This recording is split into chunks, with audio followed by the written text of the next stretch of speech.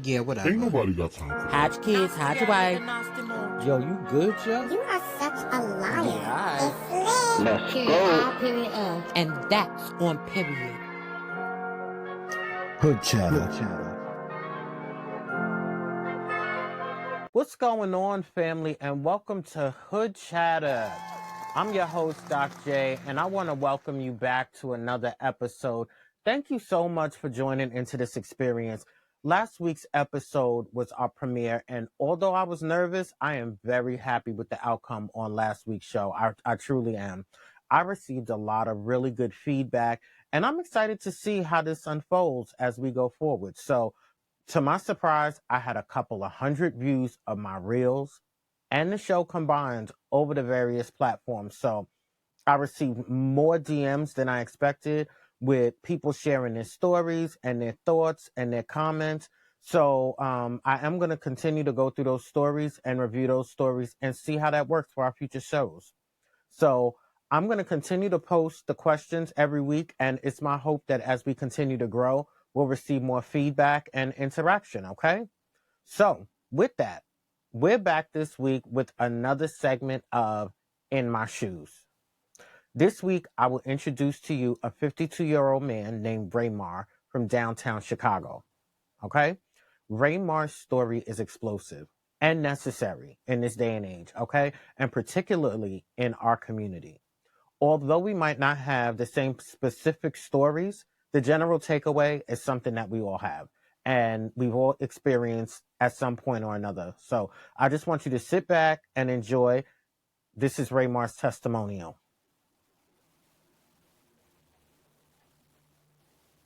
With some G shit, you know I'm not even about well, it's some motion shit, but you act, so I'm gonna do it.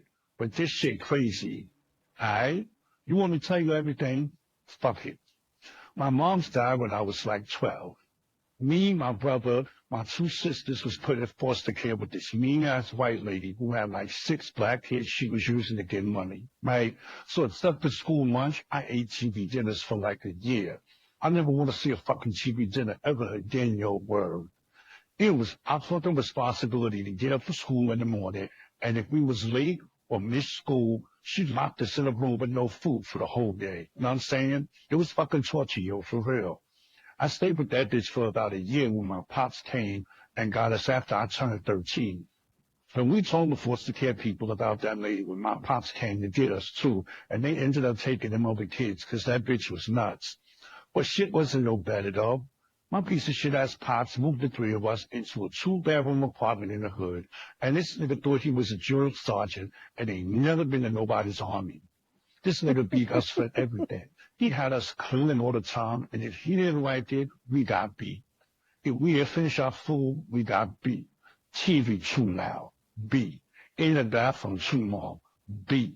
The nigga was crazy, real talk. We were scared of this nigga. And I ran away from home at 17 because between my grades and you know, acting out, there was no way I was graduating from high school. So what was the point?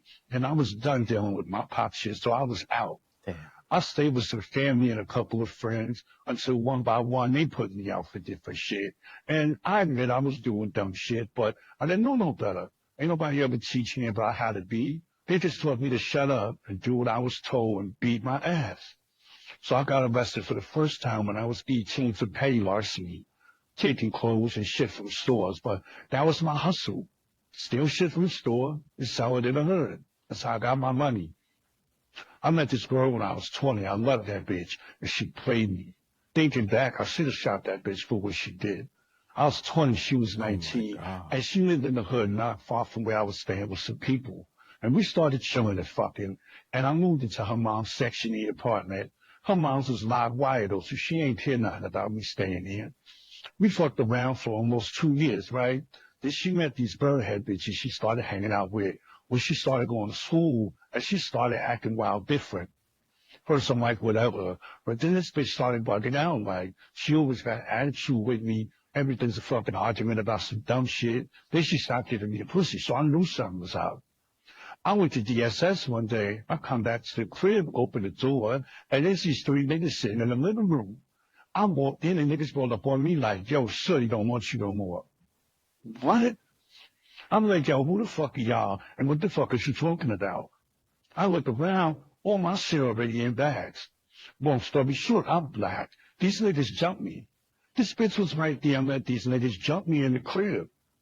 Now, if this bitch would have said, yo, it's over or whatever, I would have just bounced. But you got me jumped and packed my shit up. But it's whatever. I got my revenge, though, so fuck them. Fuck her and her moms, because that bitch wasn't shit neither. So I moved in with one of my mans right after that. But this nigga had like the party crib, so I started drinking crazy. I'm talking gallons of shit all the time. Then, you know, a little weed, a little coke. And by the time I was 25, I was smoking crack. Like, I didn't give a fuck. Real talk. And I'm not gonna lie, with shit get you crazy, I might take a hit every now and then, but whatever. I ain't gonna lie though. I lost it. But you can't blame me. Motherfuckers been doing me dirty from the beginning. So I was 25 when I got out for the second time. And fam, I ain't gonna lie, that get hot shit be having me bothered sometimes, my nigga. I stole a car, tried to sell it to this white boy at this club. This how I know I was bothered, because I should have known he was police.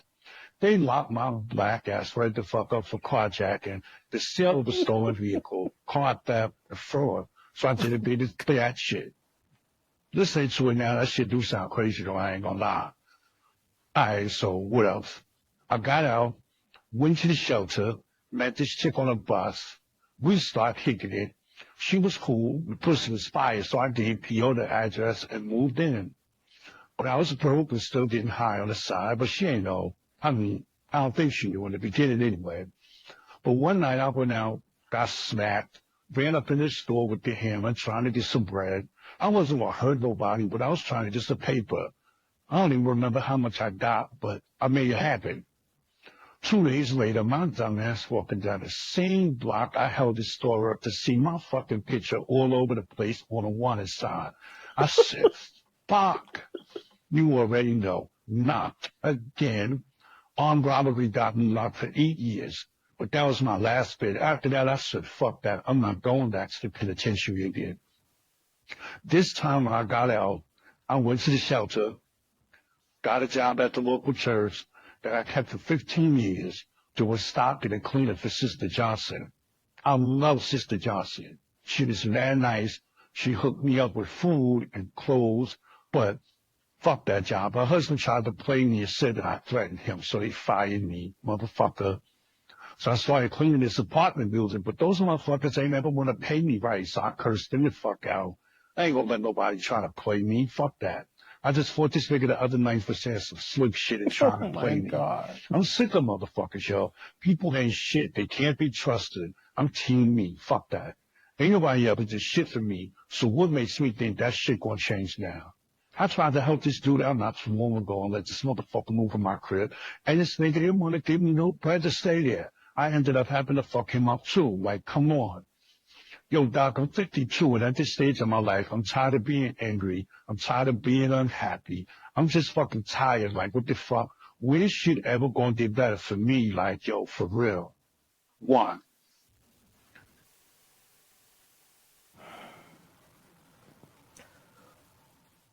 Okay.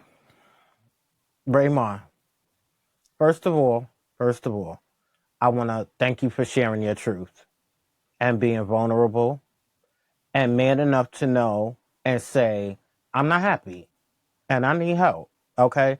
Because although that's hard, there's nothing wrong with asking for help, okay? And then making yourself open to receiving that help, okay? Asking for help is not a sign of weakness, okay? Everybody needs help sometime. Real talk. Everybody needs help sometime. So thank you, okay? Because it's my hope that other men can tap into the benefits of self-care. And I don't mean a beauty regimen, but I'm talking about getting closer to yourself and stepping out of trauma and into triumph. So now I know that there is a stigma with therapy in the Black and brown community, but would you consider counseling or coaching of some sort? Not being put on medication or anything, but just to have somebody to talk to that's objective and doesn't know you and doesn't have any reason to try to play you whatsoever. Something so simple as having an outlet to process whatever it is that you're feeling can make all the difference. And if you're interested, message me, please. And I'll be more than happy to refer you to counseling or coaching in your area. Okay. And let me tell you something. In the words of Mike Tyson, you have two choices in life: run scared or stay and fight. Now, I believe run scared is relinquishing your power to something or someone. And staying and fighting means choosing yourself at all costs. Okay? As long as you have life, you have time to make your dreams come true. I truly believe that. Now, I will say this: everybody wants to be loved, and a child deserves that. Okay? But unfortunately, not everybody has the Cosby Show upbringing. And it's unfortunate, I understand. Everybody's family dynamic is different. And I can definitely agree in saying that your childhood was rough, shitty by most standards, right? And it's definitely not the idea of what we have growing up. So I apologize for that, okay? Growing up, the people that were responsible for you did not meet your basic needs, okay? And you didn't deserve that. Let me say that. And although my apology might not be what you need, I think someone needs to apologize to you so that you know there are people that care and understand, and that essentially some of these things that you've been through have been fucked up, to say the least. We understand that. However, at this stage of your life, you're tired of being tired and angry, and you want your change to come. If you were 25 and telling this story, I would agree with you, right? However, at 52, that narrative sounds a little different out loud. Now, let me tell you what that sounds like out loud. My father was messed up, so I went to foster care. But when my father got me out of foster care, he was messed up, so I dropped out of school.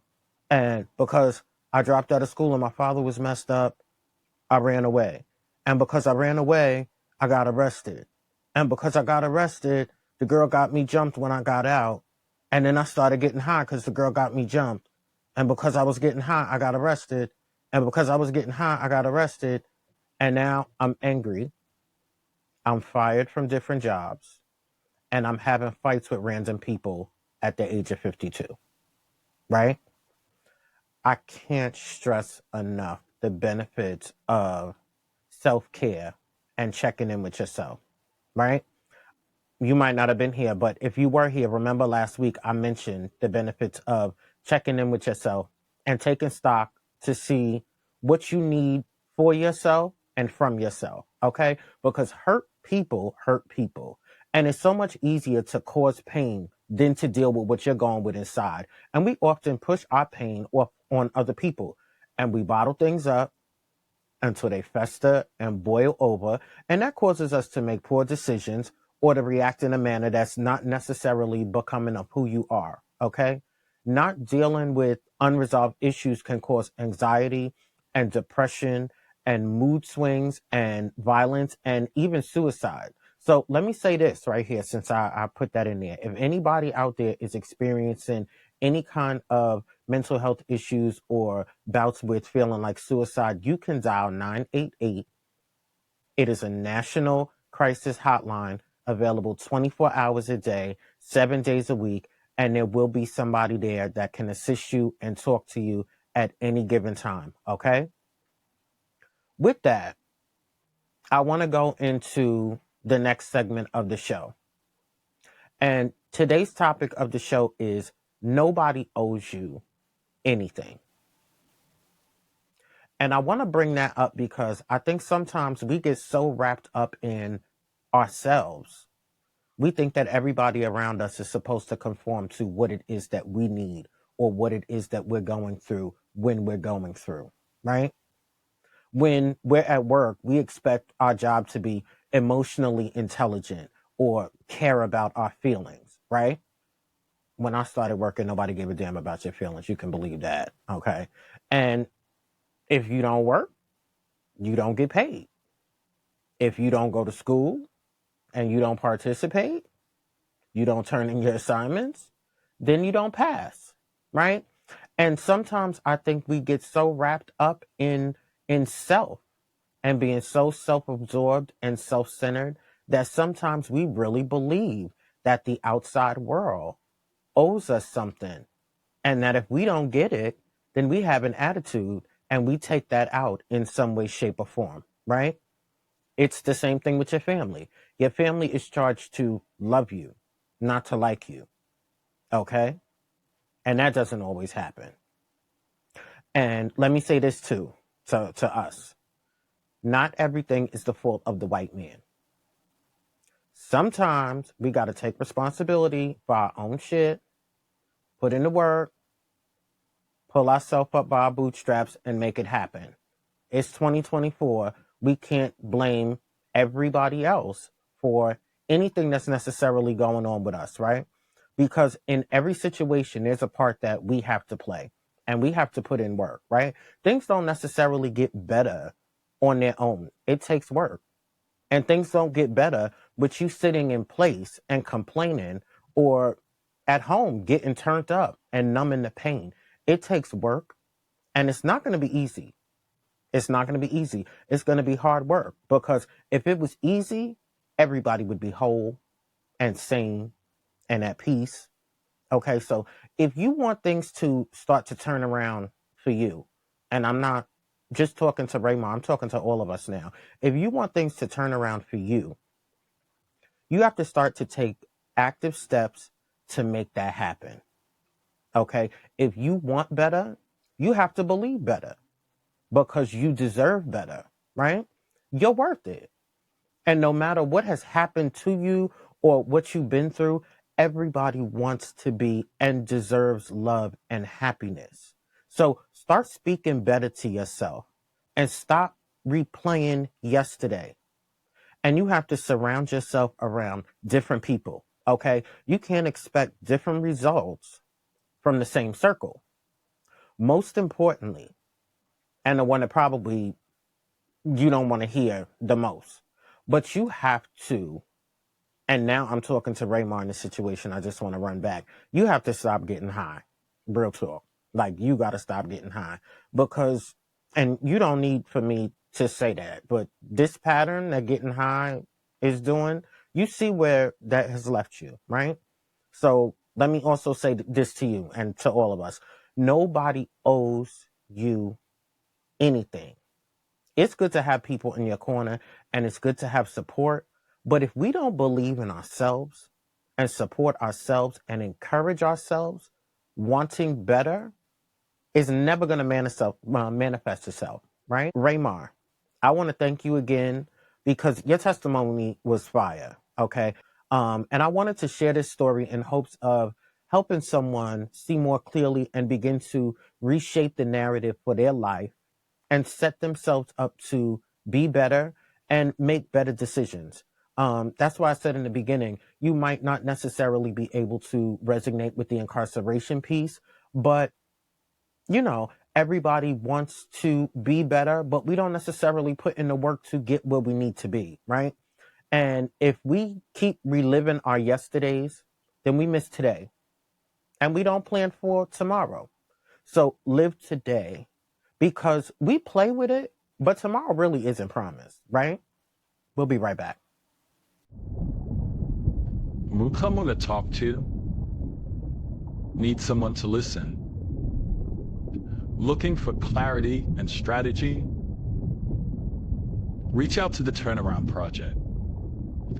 Our life coaches are here to help you on your journey to getting better, doing better, and being better.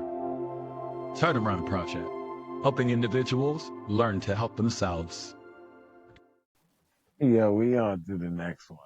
All right, we on to the next one, right? So I submitted this article some time ago to a few sources and for publication, but for some reason, whatever, that did not come to fruition. So this is something that needs to be heard. Let me tell you that. This is something that needs to be heard. And I use this in many of my coaching sessions for clients, and it's proven extremely beneficial. And the feedback that I've received from my clients is Nothing but positive when applying this to your everyday life. So I want you to clear your mind right now and listen carefully because I'm coming directly up your street with this one. Okay. This is a piece that I titled The Power of Shut the Fuck Up. Right. So this is a tool geared to help be the best you every day, regardless of what you're going through or what's going on around you. Okay. Here we go. When someone is pissing you off, what do you think? Shut the fuck up. Sometimes you might even say it out loud. Okay. When someone's being obnoxious at the doctor's office or the movies or that drunk friend or relative that gets way too excited, you think, shut the fuck up. Again, sometimes you might say it out loud. Okay. Believe it or not, our brains do some of the same things to ourselves. And oftentimes our thoughts can be obnoxious and annoying and toxic and the ultimate source of what's pissing us off. So the question becomes, how often do we tell ourselves to shut the fuck up? When is a good time to exercise tough love on yourself? Our negative thoughts or inability to stop our brain from rambling can cause sleepless nights, stress, anxiety, and foul moods. Okay? What if our problem is ourselves? How many believe that words and thoughts have power? And if that's the case, what are some of the things that you're saying to yourself? I'm talking about the things you say concerning you. On any given day, we're bombarded by our addiction to technology and social media, work, television, family, etc. And all of these people and places and things pour into us, but they take from us simultaneously. And society tells women to be perfect with long hair and an hourglass figure, while men are supposed to be millionaires and 6 feet tall and well endowed, right? So here we are at the end of the day in our moment of reflection. And instead of speaking positivity, we attack ourselves. I'm fat. I'm lonely. I can't. What if only? And this becomes cyclical. Day in, day out, worldly stress, family, work, obligations, and self-abuse. No wonder so many of us suffer from depressions and feeling of inadequacy and self-doubt, right? It's very rare most of us are good to ourselves. We often blame others for our situations and circumstances when sometimes we are our own worst enemy and the most toxic person in our life. We are on a never-ending grind with little to no family time, no rest and relaxation, and loads of self-deprecation. We see people in different areas of life talking to themselves, and most times we think they got mental health issues. However, if more of us had frequent conversations with ourselves, we might be more equipped to handle the things that life throws at us. I don't mean ask yourself what's for dinner aloud, okay? Don't do that. But ask yourself the tough questions that force you to be brutally honest. Is this necessary? Is this helping me? Am I to blame? And then process the responses and the feelings that follow, okay?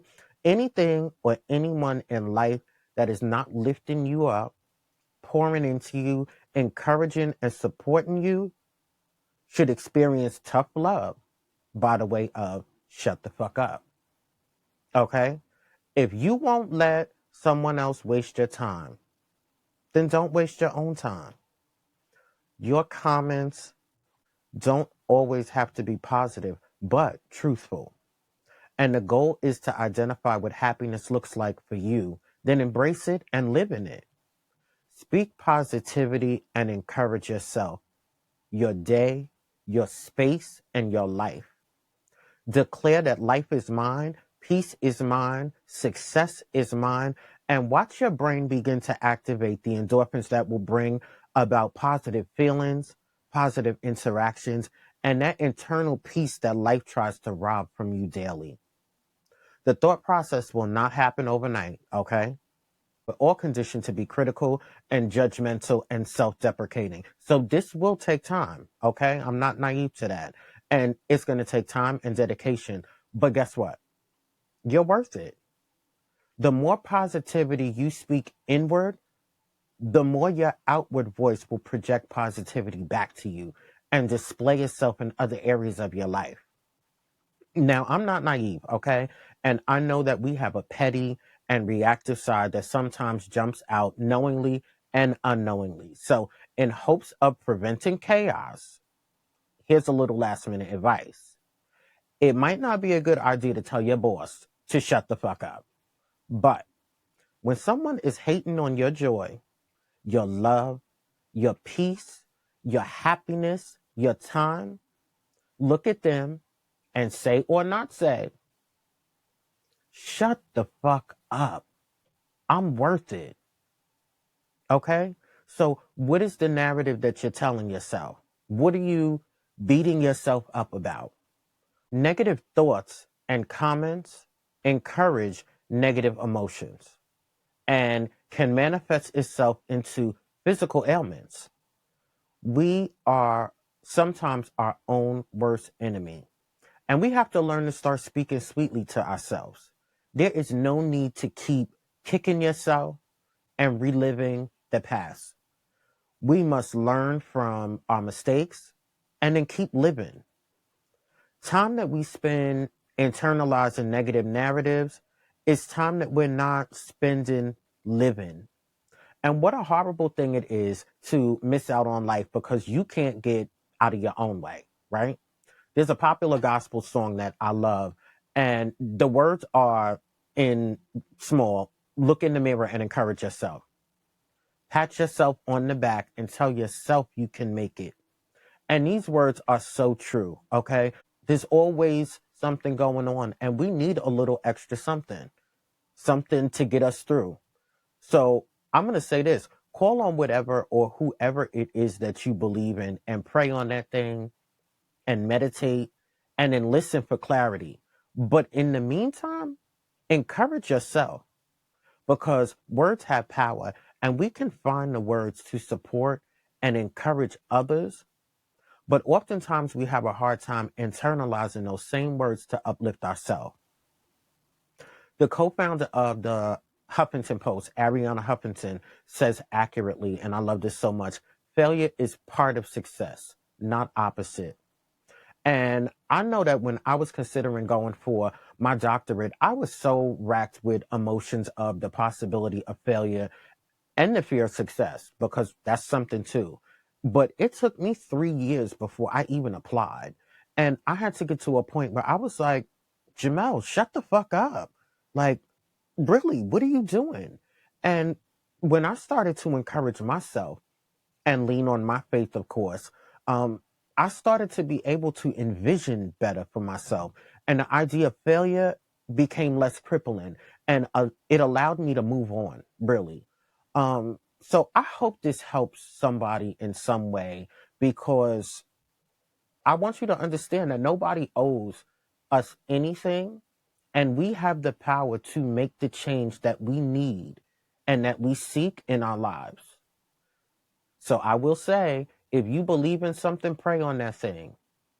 But encourage yourself and then do the work because you're worth it and you can do it. Yeah, we on to the next one. So this is our last segment for today, everybody. And we're back to our table talk. So here's one of my crazy questions just for the fun of it. So I want you to throw this up in the air. Last week, I said, don't have this conversation with your spouse. A lot of you did that anyway. So I'm going to leave it up to you and let the chips fall where they may. Like to hear it? Here we go. This is this week's question. The spouse of the person you're cheating with shows up at your door crying. What do you do? I'm going to say that again. The spouse of the person you're cheating with shows up at your door crying. What do you do? Do you comfort them? Okay. Now, bear in mind, you can't lie. I know that's the first reaction. You can't lie. They already know whoever it is that you're sleeping with. Okay. So you can't deny it. That's not an option here. Let's go for that. Because normally these are confrontation situations that often end really bad. Okay? Like, did you ask your man? Okay. How am I supposed to help you? And what are you expecting? Like, come on in and I'll make you some tea? Like, this is my take on it. Like, really. Um, like, if you don't get out of my face with that nonsense, that's really what I thought. So, put it in the comments, throw it around in your social circles. I'm gonna give it to you one more time. The spouse of the person you're cheating with shows up at your door crying. What do? Okay, so let me give you a couple more before I go, right? Would you date someone with kids? Why or why not? Now, me personally, I say it depends on how many kids you got, and it depends on the kids. You know, I don't see anything wrong with dating someone with kids, but I think too, before you get completely invested in that, you gotta meet them kids. Cause baby, if they baby, I don't know if that's what you really want to do. Cause that might be a little more than you want to handle. And you gotta check out the baby mother too, cause don't nobody want to get into a relationship, you know, and have some baby mother issues. And you know how that happens. You get roped in the beginning because everything is the honeymoon phase, and then you wake up and you're dealing with somebody that got a couple of kids, you know, dudes, you know how it is, the baby daddy, and you got all the baby daddy drama, and sometimes that's really unnecessary. So I'm gonna throw that out there. Would you date someone with kids? Would you get involved in a relationship with someone with kids? Right? My next question is, how would you react if you found out that your best friend was dating your ex? I'm talking about your right hand. How would you feel if your right hand said, listen, me and such got together and now we're an item? Bro, like, I don't know your crew. Mine ain't having it. Not having it at all. Like, that's crazy. Now, let me say this. I'm not talking about your jump off or your sneaky link. And even that could be a problem because it depends on the duration and this, that, and the third. So even that could be a problem. So let me not say that. If it's in your circle, as far as I'm concerned, once they smash, leave it alone. Like, it's just completely off limits. Like, that's just too messy. It's entirely too messy. I'm gonna leave you with one more. This is how we do it. How do you end a casual relationship? Do you ghost them? Do you just come out and be like, "Yo, it's done. Like, it's a wrap. I'm not putting up with this anymore. Or whatever it is. I don't want to be bothered." Or do you just kind of slowly taper off and fade out, one not answered phone call at a time, or one too many I'm busy's, or I gotta work late, or something like that? How do you fade off from a situation that you're in? Um, I know me, and in the past, I was number C of the last couple of responses I just gave you. I was kind of the taper off, just kind of fall back, leave it alone, because I didn't really want to deal with the in between in the conversation. You know, I just kind of fell back from it altogether. And that's how I worked my situations, and it worked for me. So let me ask you that, put that out there. How do you taper off from situations? Okay. Um, that's it for me today, family. I had such a good time, and I hope you received some gems today that can really help you on your journey to becoming the best you possible. Really, that's all I want. And I'll see you next Thursday. Remember to tell a friend to tell a friend, and follow me on social media at The Hood Chatter. That's The Hood Chatter. You can search Hood Chatter on all your streaming platforms, and I'll come up. Just look for this nice little red logo right here. Watch and listen, subscribe. Thank you for being here. And I'm going to leave you with this. Don't be upset with the results you don't get from the work you don't put in. Susan Hyatt. See you next week, guys.